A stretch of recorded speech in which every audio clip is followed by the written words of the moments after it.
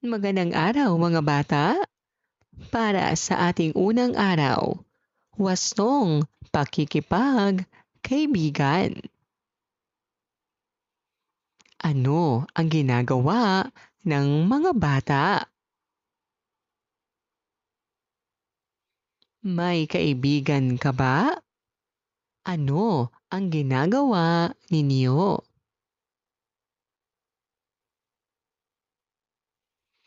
Ngayong araw ay pag-uusapan natin kung paano tayo magiging mabuting kaibigan. Malalaman natin ang tamang paraan ng pakikipagkaibigan at kung paano natin mapapasaya ang ating mga kaibigan. Ano ang pakikipagkaibigan? Ang pakikipagkaibigan ay ang pakikitungo ng mabuti sa kapwa. Mga wastong paraan ng pakikipagkaibigan. Pagbabahagi ng laruan. Pagtulong sa kaibigan. Pagsasabi ng mabubuting salita. Paghingi ng paumanhin kung nagkamali. Paggalang sa damdamin ng iba. Basahin natin si Ana at si Ben.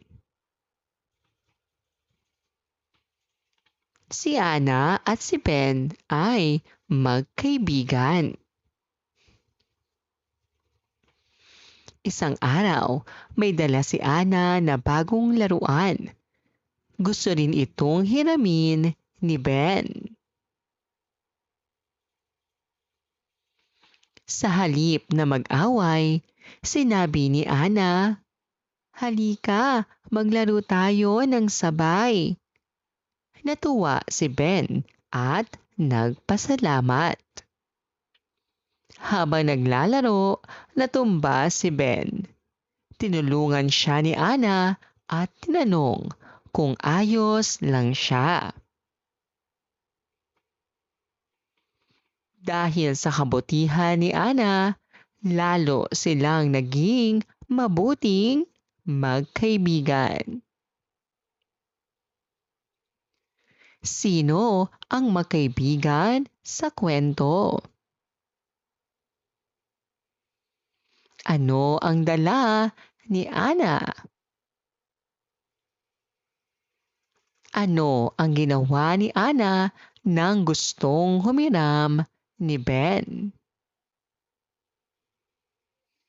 Ano ang ginawa ni Ana nang matumba si Ben?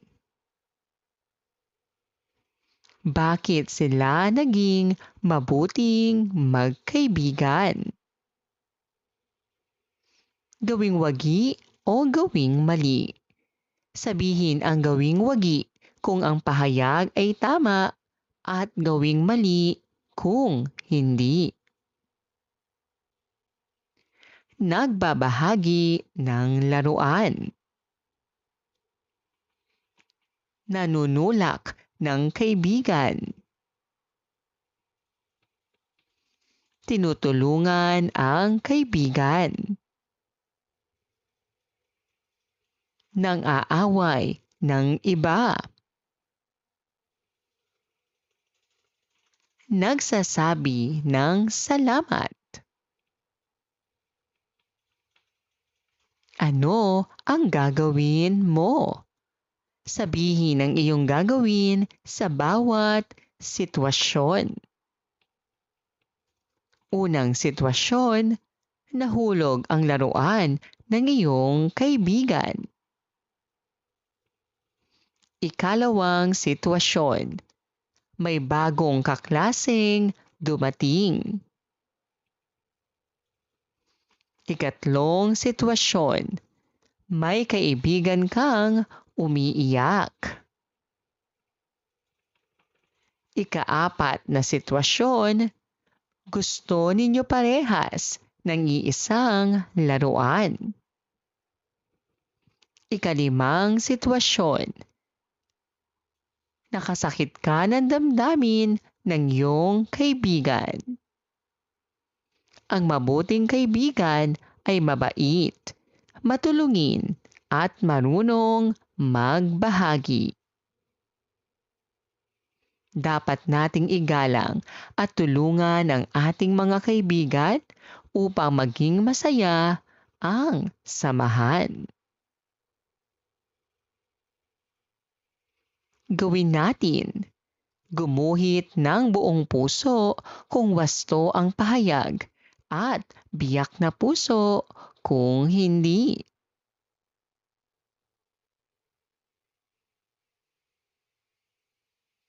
Ikalawang araw, pagtanggap sa pagkakapareho at pagkakaiba. Ano ang napapansin ninyo sa mga bata? Magkakapareho ba silang lahat? Magandang araw mga bata! Ngayon ay pag-uusapan natin ang pagkakaibigan. Alam ba ninyo na kahit magkakaiba tayo, maaari pa rin tayong maging mabuting magkaibigan? Alamin natin kung paano natin matatanggap ang pagkakapareho at pagkakaiba ng bawat isa. Pagkakapareho at pagkakaiba. Pagkakapareho. Mga bagay na pareho o magkatulad sa atin. Halimbawa, pareho kayong bata. Pareho kayo ng hilig. Pareho kayo ng gusto. Pagkakaiba. Mga bagay na hindi pareho o magkaiba sa atin. Halimbawa, magkakaiba kayo ng kasarian. Magkaiba ang inyong hilig. Magkakaiba kayo ng itsura. Kahalagahan ng pagtanggap sa isa't isa. Nagiging masaya ang samahan. Mas nakakaunawaan ang bawat isa. Nagkakaroon ng tunay na pagkakaibigan. Basahin natin. Si Lito at si Kiko. Si Lito ay mahilig maglaro ng bola. Si Kiko naman ay mahilig magbasa ng libro. Magkaiba sila ng hilig. Isang araw, inaya ni Lito si Kiko na maglaro. Hindi ito marunong maglaro ng bola, kaya tinuruan siya ni Lito.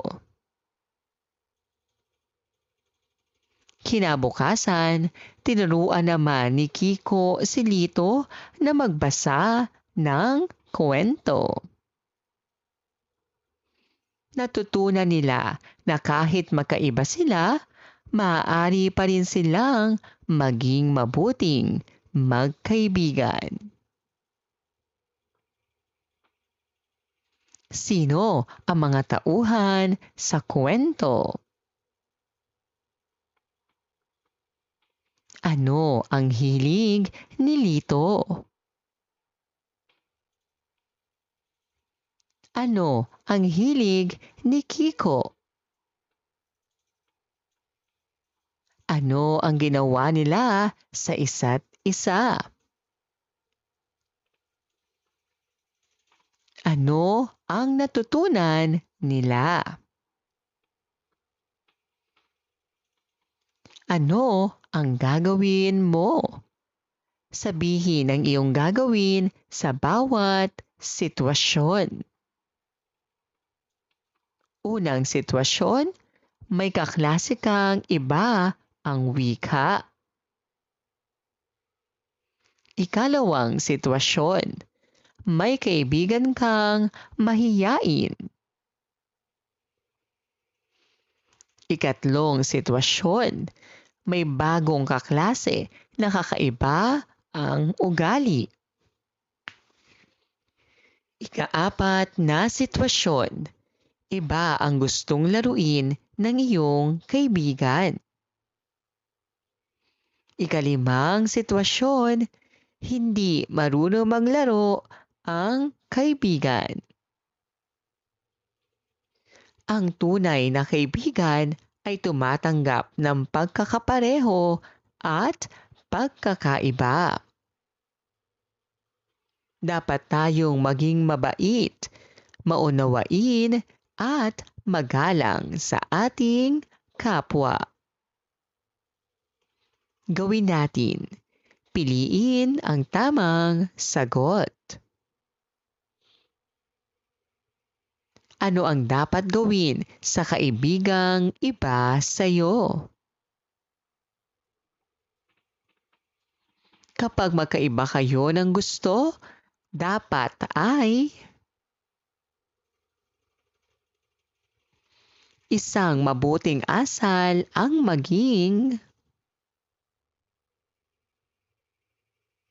Kapag may bagong kaklase, ano ang iyong gagawin? Ano ang tamang gawin sa pagkakaiba ninyo? Gawin natin. Iguhit ang iyong sarili at iyong kaibigan. Isulat ang inyong pagkakapareho at pagkakaiba.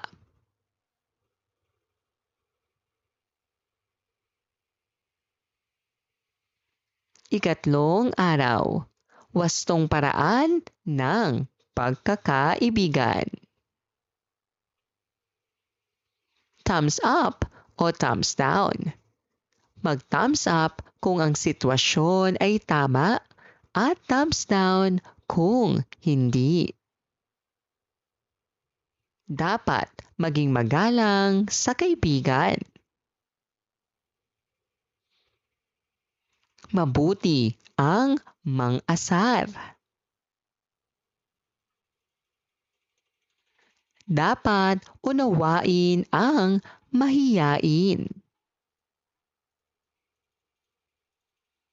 Tama ang pagtawag sa maling pangalan.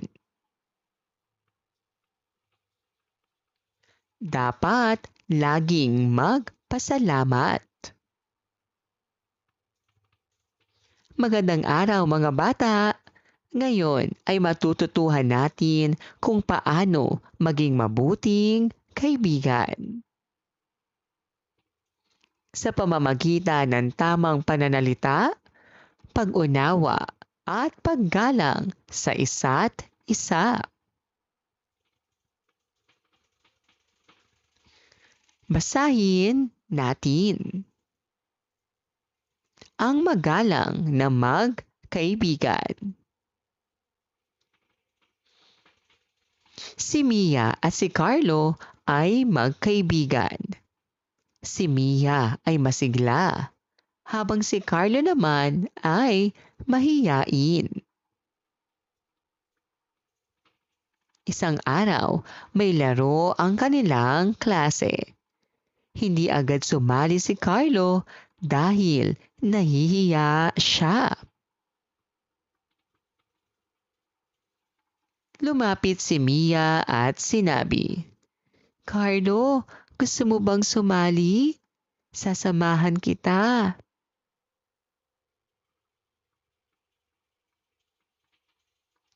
Ngumiti si Carlo at sumali na rin sa laro kasama ang kanilang mga kaklase. Tinatawag nila ang bawat isa sa tamang pangalan at hindi sila nang aasar. Dahil dito, naging masaya at matatag ang kanilang pagkakaibigan.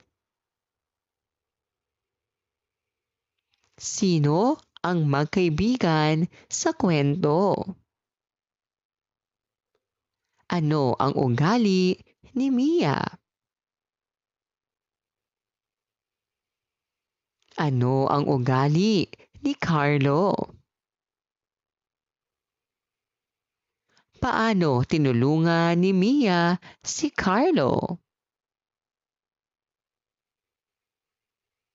Ano ang ginawa nila upang maging mabuting magkaibigan? Mga wastong paraan ng pagkakaibigan. Paggamit ng magagalang na pananalita. Pagbati sa iyong mga kaibigan. Paghingi ng tawad kung nagkamali. Pagiging mapagpasalamat. Pag-unawa sa pagkakaiba-iba. Pagkakaiba ng ugali ng mga kaibigan. Pagkakaiba ng hilig o gusto. Pagtanggap sa kaibigan kung sino sila. Wastong pagtawag sa pangalan. Tawagin sa tamang pangalan. Iwasan ang pang-aasar o palayaw na nakakasakit. Ang mabuting kaibigan ay gumagamit ng magagalang na pananalita, marunong umunawa sa iba, at iginagalang ang kaibigan sa pamamagitan ng tamang pagtawag sa pangalan. Gawin natin. Gumuhit ng buong puso kung wasto ang pahayag at biyak na puso kung hindi.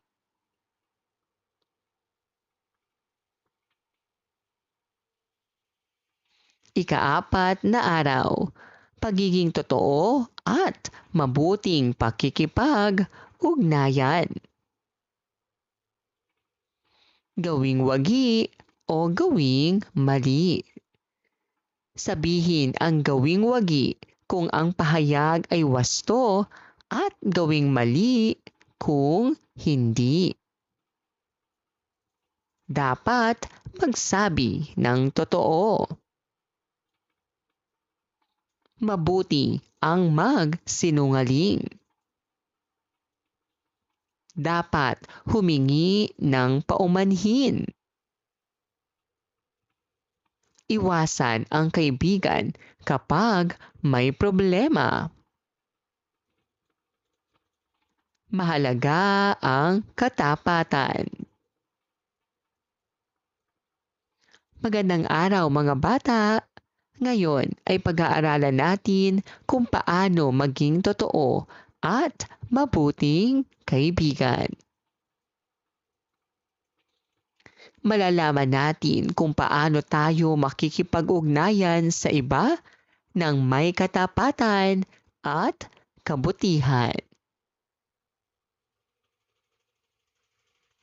Ano ang pagiging totoo? Ang pagiging totoo ay pagsasabi ng katotohanan at pagiging tapat sa kapwa. Ano ang mabuting pakikipag-ugnayan? Pakikipag-usap ng maayos. Pakikinig sa kaibigan. Paghingi ng paumanhin kapag nagkamali. Pagsasabi ng totoo kahit mahirap. Basahin natin. Ang totoong kaibigan. Si Rosa at si Nina ay magkaibigan. Isang araw, habang naglalaro sila, aksidenteng nabali ni Rosa ang ballpen ni Lina. Natakot si Rosa, ngunit naalala niya na dapat magsabi ng totoo. Ipinakita niya kay Lina at sinabi, "Lina, ako ang nakabasag ng ballpen mo. Pasensya na." Ngumiti si Lina at sinabi, "Salamat sa pagsasabi ng totoo. Naiintindihan kita." Dahil sa katapatan ni Rosa, lalo pang tumibay ang kanilang pagkakaibigan. Sino ang magkaibigan? Ano ang nangyari sa ballpen? Ano ang ginawa ni Rosa? Ano ang sinabi ni Lina? Ano ang natutunan mo sa kwento? Ang pagiging totoo ay mahalaga sa pagkakaibigan. Ang mabuting pakikipag-ugnayan ay nagpapakita ng katapatan, paggalang, at pag-unawa sa kapwa.